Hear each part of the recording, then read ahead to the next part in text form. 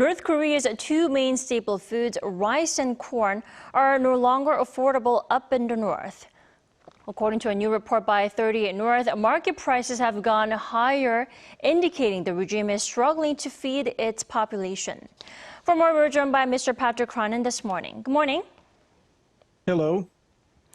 According to 38 North, like I mentioned just before, food prices at North Korean markets suggest serious food shortages. Now, is this a result of COVID-19 border closure? Well, it's hard to say with North Korea, but of course, prices are up almost everywhere with respect to food. And COVID has undoubtedly caused inflation and price rises and food shortages in North Korea over the last 3 years. That's why we've started to see their borders open with China this year, because they are desperate to try to bring in both some more revenue, but also food commodities. Right. High food prices, definitely, like you mentioned, are a headache for the entire globe, but especially a big headache for North Korea, I'm sure. Indeed. I mean, the food has been chronically short for years. COVID has verifiably reduced the production of food. There was bad weather last year as well in North Korea, contributing to their production problems. So there's no doubt there are food shortages, not just in the capital, but especially outside of the capital. Right, and especially now that the Korean Peninsula is under the annual monsoon season, I'm sure the food situation is not going to be any better this summer. The outlook is rather bleak, and North Korea needs to both increase its revenue and imports from China, as well as to try to consider letting in humanitarian assistance by ensuring that humanitarian organizations are allowed to ensure that food goes to those who need it. Then is reopening the border of the regime's border is the best choice? I mean, what do you think they should do to deal with all the economic difficulties and challenges at the moment?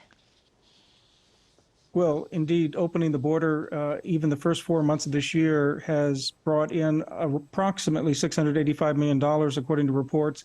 That's about $2 billion a year from China. That's 90% of what it was before COVID back in 2019. On top of that, $2 to $3 billion a year through the illicit economy, half of which is being used for things like the satellite launch and missile launches. Their economy is in dire straits, and they need to open up further on their border, and that's why they've just opened up this week another border crossing, and presumably Chinese commodities, food will be coming in, and iron ore from North Korea will be going out. Right, and actually the latest movement was detected at the border between Musan in North Hamyong province and China's Nanping, right, with freight trains passing through the border. What could they be carrying? Well, again, that's a very good route for iron ore from North Korea to be exported into China, something that North Korea has in abundant supply. But more importantly, I think it's what they're importing from China, and that's undoubtedly more food. They're short some 100 million tons of food commodities, and they've only brought in tens of thousands by most accounts. I'm sure they're much in need of necessities, including food at the moment.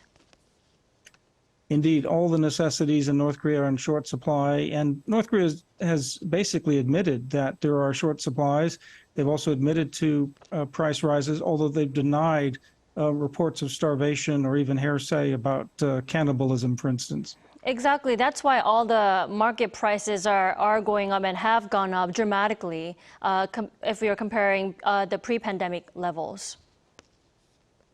Yeah, I think the Kim regime had managed to get better political control because of COVID and the closed borders, but he paid a huge economic price, and now he needs both dollars and yuan.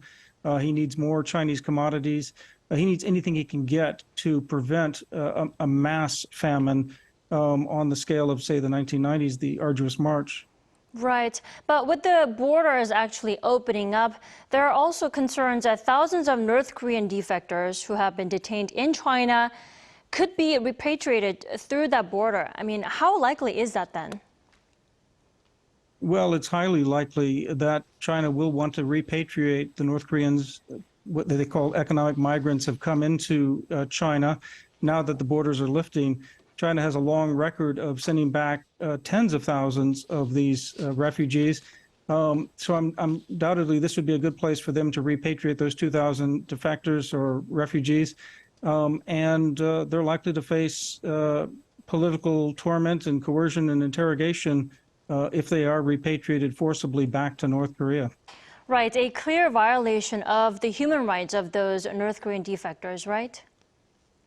It is, and that's why the UN Commission of Inquiry needs to investigate exactly what China's doing and see whether, through the UN Human Rights Commission of Inquiry, they can hold accountable China for forcible repatriation of North Koreans. This is a human rights violation, and it needs to be stopped.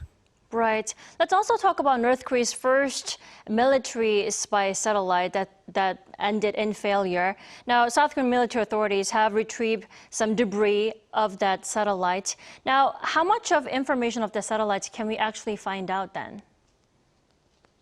Well, depending on how much of the satellite they actually recovered, Right. quite a bit, because the satellite that was placed on that missile has not been seen.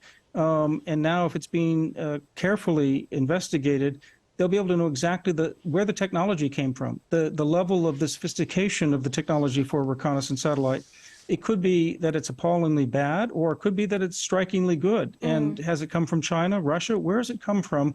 And I think that information is going to be extremely important for South Korea's government and for the United States and other allies to understand exactly what North Korea is hoping to do with this reconnaissance constellation that they hope to put up in space. Then if we actually do find out that some parts or technologies and of that satellite are from Russia or China, then, I mean, what's going to happen next? Well, there's always a possibility of some sanctions being placed on specific firms, but I wouldn't hold my breath about the effect of those sanctions.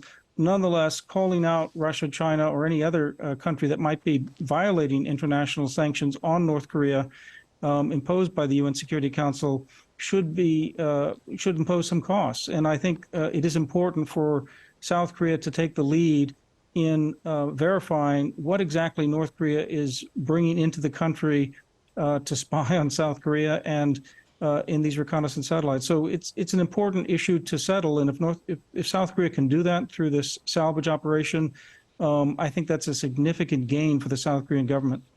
Right. South Korea and the U.S. will jointly actually work on finding information about that satellite. So let's wait and see how long it takes and how much information we can get out of the satellite.